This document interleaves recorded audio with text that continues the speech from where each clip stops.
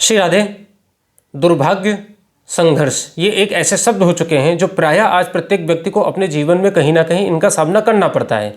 मेरे पास भी लोग आते हैं और मुझसे पूछते हैं कि दुर्भाग्य जा नहीं रहा है, सौभाग्य आता ही नहीं है, आखिर वो समय क्या है कि सौभाग्य आएगा। वास्तव में हम लोग बड़े बड़े उपायों में तो ध्यान देते हैं, बड़ी बड़ी बातों पे ध्यान देते हैं और छोटी छोटी गलतियों को करते रहते हैं, अर्थात छोटी छोटी बातों पे ध्यान नहीं देते हैं। अधिकांश देखा गया है कि कभी छोटी छोटी गलतियां भी आगे जाके बहुत बड़ी बन जाती हैं। अगर हम अपनी दिनचर्या को सुधारें तो जीवन में कहीं ना कहीं दुर्भाग्य से बच सकते हैं। वास्तव में दुर्भाग्य जाने का नाम नहीं ले रहा है और सौभाग्य आने का नाम नहीं ले रहा है। संघर्ष जीवन में बना हुआ है, जितनी मेहनत कर रहे हैं उसका पूरा फल नहीं मिल रहा है। आखिर वो क्या रीज़न है? 7 पॉइंट्स ऐसे हैं, यदि आप अपने जीवन में उनका ध्यान रखेंगे तो आप देखेंगे कि आपके जीवन में सौभाग्य भी आसानी से आएगा और दुर्भाग्य भी आसानी से चला जाएगा। बहुत ही सिंपल उपाय हैं और इन्हें कोई भी कर सकता है, अगर सावधानियों को आप ध्यान रखें। 7 ऐसी बातें जो आपको बचाएंगी आपके जीवन के दुर्भाग्य से। नंबर 1, निंदा और क्रोध। अक्सर आपने देखा होगा कुछ लोग ऐसे आपको मिलेंगे जो लगातार क्रोध करते हैं, लगातार निंदा करते हैं, छोटी छोटी बातों पे ही क्रोध उनको आने लगता है। कुल मिला के उनका जीवन क्रोध में, निंदा में ही हो जाता है। आप जब भी उनसे मिलेंगे बाकी बातें बाद में होंगी, पीछे होंगी। नंबर 1, उनकी बात किसी न किसी की निंदा से ही स्टार्ट होगी। तो ऐसे व्यक्ति के जीवन में आपको कहीं ना कहीं अक्सर देखा गया है दुर्भाग्य का सामना करना पड़ता है। जीवन में एक समय ऐसा अवश्य आता है कि आप अकेलापन आपको झेलना पड़ेगा। नंबर 2, घर आए अतिथियों का जो अपमान करते हैं।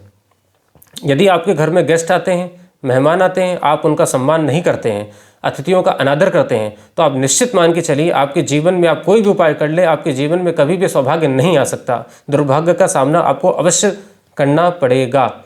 नंबर 3, जो लोग अपने घरों में कांटेदार पौधों को लगाते हैं। आजकल के ज़माने में पौधों को घर में ज़रूर लगाना चाहिए, एक अच्छा इंटीरियर डेकोरेशन भी होता है और लगाते भी हैं, बिल्कुल लगाना चाहिए। लेकिन हाँ, कांटेदार पौधों को लगाने से बचना चाहिए। अगर आप अपने घरों में कांटेदार पौधों को लगाएंगे, अपने ऑफिस में कांटेदार पौधों को लगाएंगे, तो आप देखेंगे आपके जीवन में संघर्ष भी होगा और दुर्भाग्य का सामना आपको करना पड़ेगा। साथ ही साथ 4th पॉइंट, नहाने के बाद यदि आप अपने बाथरूम को गंदा छोड़ते हैं। कुछ लोग नहा के निकलेंगे और बाथरूम बिल्कुल एकदम क्लीन होगा, एकदम साफ सुथरा होगा। कुछ लोग नहा के निकलेंगे, बाथरूम पूरा बिखरा हुआ होगा, सामान इधर उधर पड़ा होगा, अस्त व्यस्त होगा, डल्टी होगा। ऐसे व्यक्तियों के जीवन में कहीं ना कहीं दुर्भाग्य आता है। आसानी से कहा जाए तो प्रायः ऐसे लोगों का राहु खराब होता है और जीवन अस्त व्यस्त ऐसे लोगों का निरंतर बना ही रहता है। कब अच्छा हो कब खराब हो ये लोग भी नहीं जानते हैं कि अक्कल क्या होगा। कुल मिला के अगर आप अपने बाथरूम को साफ रखेंगे तो दुर्भाग्य से आप बच सकते हैं। 5th पॉइंट, यदि आपके घरों में लोहे और लकड़ी का सामान बहुत ज़्यादा स्टोर्ड है, व्यर्थ वाला। अक्सर देखा होगा कोई सामान लोहे का या लकड़ी का खराब हो गया, कुछ लोग उसको हटा देते हैं या किसी को दे देते हैं और अधिकांश लोग उसको रख लेते हैं, सहेज के रख लेते हैं कि हो सकता है फ्यूचर में कभी उसका काम आ जाए। तो यदि आपके घरों में लकड़ी एवं लोहे का सामान लगातार बना हुआ है व्यर्थ का, तो आप जान लीजिए दुर्भाग्य आपके जीवन से पीछा नहीं छोड़ेगा और कहीं ना कहीं ये नेगेटिव एनर्जी को, पितृदोष को भी आमंत्रण देगा। 6th, जो सबसे खास है, कई लोग नहाते नहीं हैं। आखिर वो क्या रीज़न है कि लोग नहाते नहीं हैं? बहुत जल्द इसके ऊपर भी एक वीडियो बनाया जाएगा। फिलहाल नहाने की कोशिश किया करें। यदि आप डेली नहीं नहाएंगे तो आप निश्चित मान के चलिए लक्ष्मी प्राप्ति में भी रुकावटें आएंगी, काम भी नहीं बनेंगे, बनते बनते रुकेंगे और आपका शुक्र भी डैमेज होगा, शुक्र भी खराब होगा। तो कुल मिला के नहाया करिए। जो लोग नहीं नहाते हैं उनके जीवन में दुर्भाग्य निरंतर बना रहता है। 7th, सबसे खास, जो आजकल के समय में एक बहुत बड़ा एक फैशन भी आ गया है। खाना खाने के बाद लोग उसी थाली में हाथ धुल लेते हैं। नंबर 1 तो ये भोजन का अनादर है, क्योंकि भोजन ही ब्रह्म है, अन्न ही ब्रह्म है। आप उस भोजन का अपमान कर रहे हैं जो आपका पेट भर रहा है।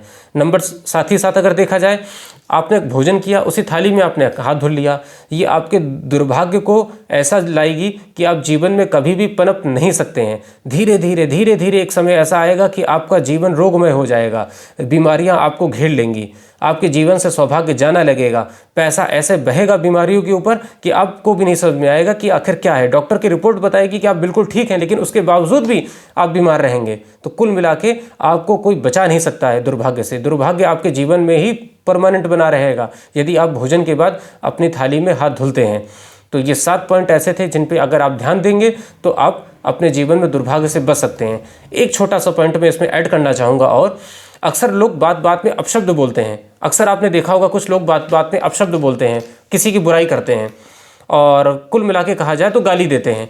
ऐसे लोगों के जीवन में दुर्भाग्य, महादुर्भाग्य आता है और महा आर्थिक संकट का सामना करना पड़ता है। यदि आपकी कुंडली में वाणी दोष है, यदि आप बात बात में गाली देते हैं, अपशब्द बोलते हैं, तो आप निश्चित मानिए आपके जीवन में अकेलापन भी आएगा, संघर्ष भी आएगा, काम भी बनते हुए रुकेंगे और आप निश्चित रूप से आपको जीवन में एक बार बर्बादी का सामना अवश्य झेलना पड़ेगा।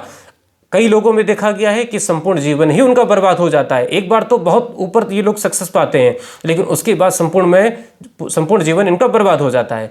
तो यदि आपके अंदर ये दोष है तो एक बार अपनी कुंडली दिखाएं और इस वाणी दोष की समस्या से उपचार एक बार अवश्य कराएं। श्री राधे।